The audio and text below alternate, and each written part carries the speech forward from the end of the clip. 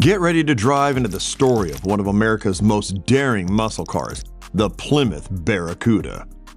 Born in the shadow of the Mustang, this car may not have sold as many units, but it earned its place in history. With daring designs, raw power, and a spirit of rebellion, the Barracuda stood its ground in an era dominated by giants. But what made it truly special? What gave it the grit to stand tall against the competition? Stick around as we explore the twists, turn, and roaring engines behind this American icon. Don't forget to subscribe as we go on this ride. The Barracuda was born out of Chrysler's need to respond quickly to the Mustang's success. Designer John Sampson came up with the name, and the car was based on the Plymouth Valiant, a compact sedan already in the Plymouth lineup. What makes the Barracuda stand out in the history of American muscle cars is that, despite its short-lived legacy compared to the Mustang, it is the very first pony car. The first-generation Plymouth Barracuda, released in 1964, faced immediate challenges. Although it arrived on the scene with a bold design, a distinctive fastback body style, a revolutionary wraparound rear window, it was built upon the compact Plymouth Valiant platform, an economy car that wasn't naturally suited for high performance. This decision to use the Valiant's aesthetics, while cost-effective, left the Barracuda struggling to compete with the more performance-oriented Ford Mustang. Powertrain options for the first-gen Barracuda were modest at best. The base model came with a 101 horsepower slant-6 engine, which, while adequate for daily driving, was far from impressive for the car marketed as a sporty alternative. For car drivers craving more muscle, an upgraded 145 horsepower 3.7-liter engine was available, along with a 4.5-liter V8 that pushed out 180 horsepower. The car's lack of standout performance was a glaring flaw, and Chrysler had to market the Barracuda as a family-friendly vehicle. Sales numbers were an unfortunate reflection of the Barracuda's struggles. In its first year, only about 23,400 units were sold, which was quite low compared to the Mustang, which saw over 400,000 units fly off the dealership lots, and this set the stage for Chrysler to go back to the drawing board in an attempt to create a more competitive vehicle in the years to come. The second-generation Plymouth Barracuda marked a complete departure from the earlier model's compact, economy-based design, moving toward a true muscle car identity. Chrysler invested heavily in redesigning nearly every aspect of the Barracuda, creating a vehicle that was no longer a remodel of the Valiant. This new version of the Barracuda came with a 108-inch wheelbase that contributed to its muscular stance, with redesigned bumpers, split grille, and angular body lines. The car was now available with a variety of V8 engine options, including the 280 horsepower 6.3-liter big block V8. But it was the introduction of the legendary 7.0-liter Hemi V8 in the 1968 model year that truly solidified the Barracuda's muscle car status. The Hemi V8, a rare and powerful engine, was offered in limited edition drag racing variants of the 1968 Barracuda, capable of producing a staggering 425 horsepower. Perhaps one of the most iconic models of the second generation was the 1968 Barracuda Hemi Dragster. Only a handful of these cars was produced, making them a prized collector's item today. These special editions were modified by Hearst Performance, equipped with lightweight fiberglass panels, a low-profile front end, and massive rear tires, further emphasizing the Barracuda's drag racing heritage. While the Barracuda built a solid reputation as a serious muscle car, it struggled to surpass the sheer popularity and sales of its rivals. However, its performance credentials, unique design, and drag racing heritage ensured that the second-generation Barracuda became a respected name in the muscle car world. Then came the third generation, with a new CUDA trim introduced as a higher performance version of the base Barracuda. The redesign featured the E-body platform, which was completely different from the earlier A-body platform.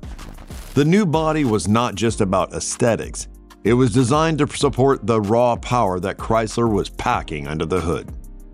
Speaking of power, the 1970 to 1974 Barracuda offered a range of engine options that made it a force to be reckoned with on the road and the track. The Cuda trim in particular was available with some of the most potent engines ever to grace an American muscle car.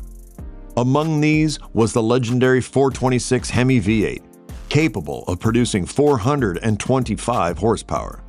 Another standout option was the 440 Super Commando V8, which offered similarly impressive power, giving the Cuda the ability to easily dominate both straightaways and corners. However, as the early 1970s unfold, the golden age of muscle cars began to fade. By 1972, tighter emissions regulations were starting to take hold, and the Barracuda's engine lineup was significantly trimmed down. The high-performance Hemi V8 and other powerful engines were phased out and replaced by the more subdued 318 V8, a neutered version of the 340 V8. These changes drastically reduced the performance potential of the Barracuda, signaling the decline of the muscle car era as it had been known.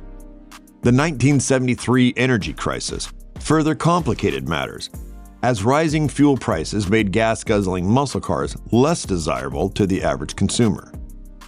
The government's push for stricter emissions and safety standards, combined with skyrocketing insurance premiums, created an environment that was hostile to the performance cars of the past.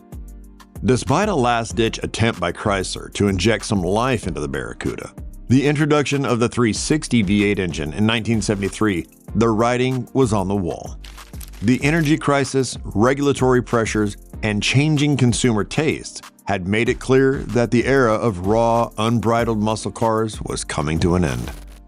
While the Barracuda still retained its aggressive styling and was available in some performance variants, its once thrilling performance had been significantly dampened, and by the time the Barracuda was discontinued in 1974, it marked the end of an era. The Plymouth Barracuda stands out as one of the most distinctively designed muscle cars of its time, with its aesthetic appeal evident from the very first generation. The car's slant-back profile and massive wraparound rear glass, particularly in the 1964 to 1966 models, were engineering feats that gave it a futuristic and unique look in a competitive market. By the late 1960s, Plymouth experimented with more unconventional design options, such as the 1996 Mod Top. This quirky offering featured vibrant, flower-patterned vinyl roofs that complemented matching interiors. While the Mod Top was a stylistic statement of the era, its durability fell short, leaving only a handful of the surviving examples today, a rarity highly prized among collectors. The second-generation Barracuda, produced between 1967 and 1969, elevated its visual appeal with a design philosophy influenced by Italian styling. Automotive historians have noted the clean, refined lines and proportions that set these models apart. The 1968 updates, in particular, polished the Barracuda's appearance, enhancing its sleek and muscular stance without losing its practical functionality. Culturally, the Barracuda carved out its niche in the muscle car pantheon, although often overshadowed by the more mainstream Ford Mustang and Chevrolet Camaro. Still, it earned a loyal following among Mopar enthusiasts. Its legacy was further solidified in the racing world, with models like the Sox and Martin tribute car dominating drag strips and showcasing the Barracuda's potential for raw power and speed. Today, the Barracuda, particularly the second and third generation models, enjoyed a celebrated status among collectors. The 1967 to 1969 Barracudas, with their Italian-inspired styling and high-performance options, are especially sought after. Similarly, the third-generation models, with their aggressive redesigns and legendary engine choices like the 426 Hemi, command respect and high prices in the collector's market. The Plymouth Barracuda is a story of a muscle car that deserved more of the spotlight than it received. Often relegated to the shadow of the Mustang and Camaro, the Barracuda holds its own as a true pioneer and innovator of the era.